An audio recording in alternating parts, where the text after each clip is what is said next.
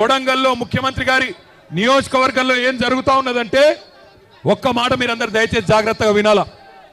9 నెలలుగా లగచర్లలో, దుద్యాల మండలంలో, కొడంగల్లులో అక్కడ ఉండే గిరిజన రైతులు, అక్కడ ఉండే దళిత రైతులు, అక్కడ ఉండే బీసీ రైతులు తిరగబడ్డారు ముఖ్యమంత్రి మీద.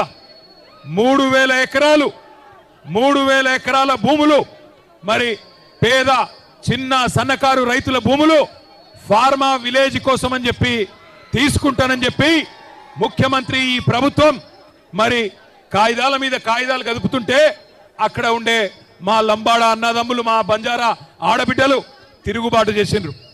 9 నెలలుగా అక్కడ టెంట్ వేసుకొని ధర్నా చేస్తా ఉన్నారు. ముఖ్యమంత్రి, నువ్వు మా ఓట్లతో గెలిచినావు, మా మాట విను, ఈ నిర్ణయం మార్చుకో అని చెప్పిండ్రు.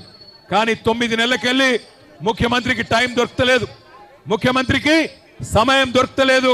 సొంత నియోజకవర్గంలో ఓటేసి గెలిపించిన అక్కడి ఆడబిడ్డలు, గిరిజన ఆడబిడ్డలను కానీ, అక్కడ ఉన్న దళిత అన్నదమ్ములను కానీ కలుసుకునే టైం ముఖ్యమంత్రికి లేదు. ఎక్కే విమానం, దిగే విమానం, ఢిల్లీకి పోవాలి రావాలి 28 సార్లు వేయండు, 28 రూపాయలు కూడా తేలేకపోయిండు. అట్లాంటి ముఖ్యమంత్రి ఈరోజు సొంత నియోజకవర్గంలోనే ఈరోజు తిరుగుబాటును ఎదుర్కొంటా ఉన్నాడు. మొన్న జరిగింది అధికారులకు వ్యతిరేకంగా జరిగిన నిరసన ప్రదర్శన కాదు. అధికారులు పోతే నిరసన వ్యక్తం చేసిండ్రు, అదే రేవంత్ రెడ్డి పోతే ఉరికిచ్చి కొట్టేటోళ్ళు మొన్న మా గిరిజన అన్నదమ్ములు. ఇది వాస్తవం. ఎందుకంటే మీకు తెలుసు, ఇదే భారతదేశంలో ఈయన కంటే నేను చాలా గొప్పవాడిని అనుకునే నరేంద్ర మోడీనే, భారత ప్రధానమంత్రినే సంవత్సరం పాటు రైతులు ఆందోళన చేస్తే ఆ నల్ల చట్టాలు వెనుకకు తీసుకోక తప్పని పరిస్థితి. అది రైతుల పవర్, అది రైతుల పవర్ భారతదేశంలో. ఇలా రైతులతోనే పెట్టుకున్నాడు రేవంత్ రెడ్డి.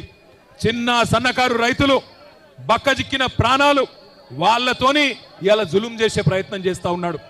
మమ్మల్ని అన్నాడు, మాకు డీజీపీ గారికి ఫోన్ చేస్తే మానుకోటలో ధర్నా ఉన్నది, మా గిరిజన అన్నదమ్ముల కోసం, మా గిరిజన రైతుల కోసం, మా ఆడబిడ్డల కోసం, ఎవరినైతే మీరు ఇవాళ జైల్లో పెట్టినరో 30 మంది రైతులను, వాళ్లకు సంఘీభావంగా మానుకోటలో ఉండే మా బంజారా అన్నదమ్ములు కదులుతున్నారు అంటే ఆయన అంటాడు, డీజీపీ గారు అయిపోయింది కదా లగచర్ల, ఇక్కడెందుకు అంటాడు, మానుకోటలో ధర్నా ఎందుకు అంటాడు.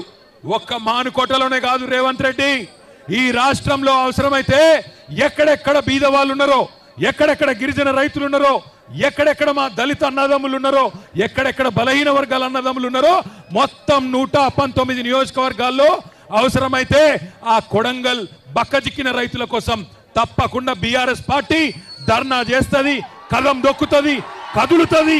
నీ ప్రభుత్వాన్ని కూకటి వేళ్లతో పెగిలించేదాకా వదిలిపెట్టమనే మాట కూడా విజ్ఞప్తి చేస్తా ఉన్నా. ఇంకొక మాట నేను అడుగుతా ఉన్నా, మిమ్మల్ని ఆలోచించమని కోరుతున్నా.